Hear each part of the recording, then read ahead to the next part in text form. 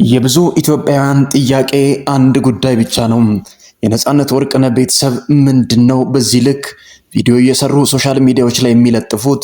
በእያንዳንዱ ዩቲዩብ ቻናሎች እየመጡ ተበድለናል፣ ተከፍተናል ብለው መረጃዎችን የሚያንቀሳቅሱበትን ምክንያት ለማወቅ ህዝቡ እየተቸገረ ይመስላል። በዚህ መካከል ታዲያ ሙሉ በሙሉ ነገሮችን አጥርተንና ዛሬ በእነሱ ቤተሰብ ላይ የተሰማ እጅግ አስደንጋጭ መረጃ ይዘን ወደ እናንተ መጥተናል። የነጻነት ወርቅነህ ቤተሰብ ነጻነት ካረፈ በኋላ ነገሮችን በዝምታ ቆይቻለሁ ብሎ ያለውን መረጃ ይዞ መንቀሳቀስ ከጀመረ ቀናቶች እንደገና ተቆጥረዋል። በዚህ መካከል ታዲያ ነጻነት ወርቅነህ ለአንዴና ለመጨረሻ ጊዜ አሸልቧል። የሱ መሞትም ሆነ የሱ መኖር የማያሳስባቸው ሰዎች ዛሬ ከየት ተነስተው ነው ደግሞ እንደ ሐሳብ እየተናገሩና ሶሻል ሚዲያ ላይ እየመጡ የሰውን ገመና የሚዘረግፉት የሚሉ ሰዎች ቢበራከቱም ነገር ግን እያንዳንዱ ነገር ለምን እንደተፈጠረና ምክንያቱ መነሻው ምን እንደሆነ ሙሉ መረጃውን ወደ እናንተ ይዘን መተናል። ለዚህ ቻናል አዲስ ሆናችሁ ቻናላችንን ሰብስክራይብ በማድረግ የደወል ምልክቷንም በመጫን ቤተሰብ እንድትሆኑና በየጊዜው የምንለቃቸው ቪዲዮዎች ሲደርሱ በመመልከት ቪዲዮ ከተመቻችሁ ደግሞ ላይክ በማድረግ አጋርነታችሁ እንድታሳዩ ሐሳብ አስተያየታችሁ ስለሚገነባን የተሰማችሁን ምንም አይነት ሐሳብ ቢኖር በሐሳብ መስጫ ሳጥን ላይ እንድታሰፍሩ ስል በታላቅ ትህትና ጠይቃችኋለሁ። ዛሬ ወደ ያዝንላችሁ ትኩስ ሰበር አዲስ ወደሆነ መረጃ እናልፋለን። እስከ ፍጻሜው አብራችሁኝ ቆዩ። ትላንትና እርስ በርስ ተሞጋገሱ። አንደኛውም የተነሳ መልካም ነው ብሎ ተናገረም።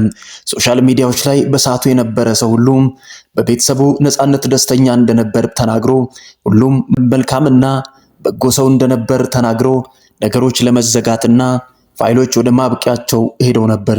እንደገና ደግሞ ፋይሎች የተገላበጡበት ምክንያት አለ። አንደኛው እንደዚህ ይላል። የመጀመሪያ ሐሳባቸው በዚህ ልክ ይጀምራል። ነጻነት ወርቅነህ በትዳሩ ደስተኛ አይደለም። ሁለተኛ ደግሞ በቤተሰቡ ተበድሏል፣ ወይም በባለቤቱና በባለቤቱ ቤተሰብ ብዙ ዋጋዎችን ከፍሏል፣ ተበድሏል። ወንድማችን እድሜውን ሙሉ የለፋውን ገንዘብ አጥቷል፣ ወዳጆችን አጥቷል። ተከራይቶ የሚኖርበት ቤት እንኳን አልነበረውም፣ ተበዝብዟል፣ ዋጋ ከፍሏል። ዋጋ መክፈሉ ብቻ አይደለም በትዳሩ ተረግጧልና ተከፍቷልም። ከሚሰራው ስራ ጀምሮ ተሰድቧል።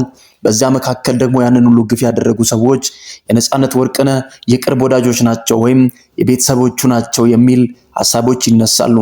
የቤተሰቦቹ ደግሞ በነጻነት ወርቅነህ ባለቤት በኩል ያሉ ነገሮች ትክክል እንዳልነበሩና ወንድማቸው በእነሱ ተበድሏል። በዚህ መካከል ደግሞ ለምንድነው ይህን ያክል በድለውት አስለቅሰውትና ከስራ ውጪ እንዲሆን ካደረጉ በኋላ እድሜውን በዝብዘው የሰራውን የለፋውን ገንዘብ በልተው ዛሬ ደግሞ እንደገና በስሙ የሚነግዱበት ምክንያት ምንድነው? ለምንድነው ወንድማችንን በህይወትም በሞትም ማያሳርፉት የሚል ክርክር ይዞ እየተንቀሳቀሱ እንደሆነ ይደመጣል። በዚህ መካከል የነጻነት ወርቅነህ ቤተሰብ ጩኸት ምንድነው? ከዚህ በኋላ በስሙ አትለምኑ፣ ይብቃችሁ፣ የሰበሰባችሁትን ይዛችሁ ልጆችሽን በስርዓት አሳድጊ፣ ከኛም ጋር ያለውን ነገር አብቂ፣ ከዚህ በኋላ አንፈላለግም የሚል መልእክቶችን በተደጋጋሚ እያስተላለፉ ነው። በዚህ መካከል ታዲያ እርስ በርስ ግጭቱ ምክንያቱ ይሄ ነው። ነጻነት ወርቅነህ ይበቃዋል፣ ስሙን አታበላሹም፣ ከዚህ በኋላ በወንድማችን ስም ሲለመንም ሆነ ገንዘብ ሲሰበሰብ ማየት አንፈልግም። እሷም እየታመመች አይደለም፣ ወደ ስራዋ ትግባ። ልጆቿም ደግሞ ከዚህ በኋላ ህፃን አይደሉም፣ የሚገባቸውን ያክል ስላገኙ በስሙ መነገድ አቁሙ የሚል ነገሮችን አንስቷል። በተጨማሪም ደግሞ ስላሟሟቱ ጥያቄ ያለን አብሬው ነበርኩኝ የሚለው የነጻነት ወርቅነህ ወዳጅ ነኝ ብሎ የሚናገረው አስናቀም ሲጀመር እሱ ሰካራም ነው። ወንድማችንን ለሞት ያጣደፈው እሱ ነው። እንዴት ሆኖ ነው ለህመም እየታገለ ያለውን ሰው በስተመጨረሻ ደግሞ መጠጥ ቤት የሚጋብዘው እሱን ብሎ ጓደኛ የሚል ትችት ያነሳሉ። በዚህ መካከል ደግሞ በአስናቀና በነጻነት ወርቅነህ ባለቤት በኩል ሌላ ወዳጅነት እንዳላቸውና አሟሟቱንም የነገረበት መንገድ ትክክል እንዳልነበረ እሱ መጠጥ ቤት ነበር እንጂ መቼ በሞቱ ሰዓት ቀድሞ ደረሰ፣ ነገሩን የተባለውን እንጂ ያለው በሰዓቱ አልነበረም የሚሉ ክርክሮችም አብሮ ይነሳሉ።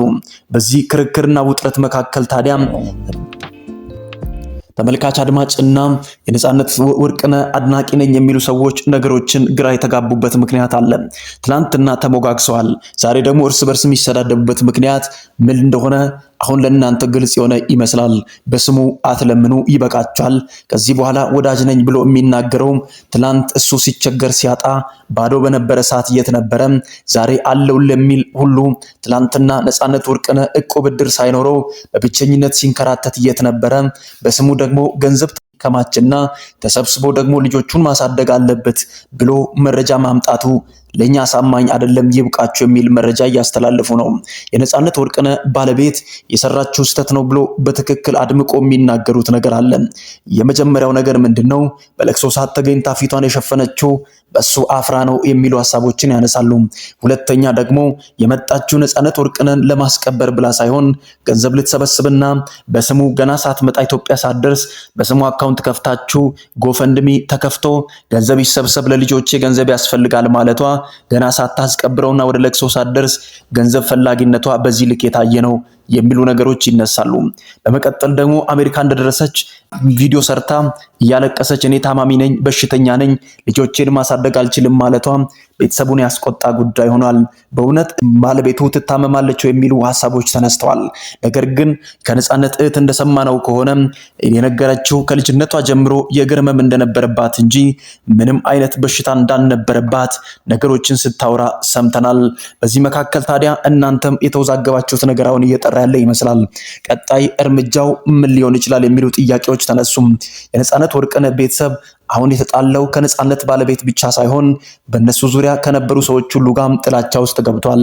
አስናቀንም ጨምሮ እርስ በርስ ወንድሞቹ ተለያይተዋል። ሌላ ሐሳቦችን ይዞ ተነስተዋል። አንደኛው የሌላ ዩቲዩብ ቻናል ላይ ሄዶ ሌላ ያወራል። ሌላኛውም ደግሞ በራሱ በኩል ጠግ ይዞ ሌላ ቪዲዮዎችን እየሰራ ይገኛል። እርስ በርስም ተጋጅተዋል። ሁለቱ ደግሞ ከተሰራ ቪዲዮ በኋላ ትልቅ የሆነ ጸቦች ተፈጥሯል በቤተሰቡ መካከል። አንደኛው ወገን ለምንድነው ሚዲያ ላይ ይዛችሁ የወጣችሁት የሚል ነው። ሌላኛው ደግሞ አንተን ምን አገባ እኔ ስለ ወንድሜ ወገናለሁ የሚል ክርክር ውስጥ ገብተዋል። በዚህ መካከል ግን ዋጋ እየከፈለ ያለ በህይወቱም በሞቱም ደግሞ አሁን ደግሞ ትላንት የገነባውን ስም ለማጠልሸት በነጻነት ወርቅነህ ላይ የመጡ ያሉ ነገሮች እጅግ አሳዛኞችና ልብ ሰባሪዎች ሆኖ ይቀጥላሉ። በስተመጨረሻ አዲስ ነገር ተሰማም። የነጻነት ወርቅነህ እህት ላይ ክስ ተመሰረተባት። ክሱን መስራቹ ደግሞ በመጀመሪያ ወዳጅ ነው ተብሎ የተነገረ በስተመጨረሻ ደግሞ ይሁዳ ነው ተብሎ የተነገረለት አስናቀ በስም ማጥፋት ወንጀል ሊከሳቸው መንቀሳቀስ እንደጀመረ ተሰማም። በዚህ መካከል ታዲያ አስናቀ ስሜን አጥፍቶብኛል፣ የነጻነት ወርቅነህ ወዳጅ አይደለሁም ወይ? በሞቱና በሐዘኑ መካከል አልነበርኩም ወይ? እነሱ እንደሚሉት እኔ ከምስቱ ጋር ተመሳጥሬ ያደረግኩት ምንም ነገር የለም፣ የኢትዮጵያ ሕዝብ ይወቅልኝ ሲል እንቅስቃሴ መጀመሩ ተሰምቷል።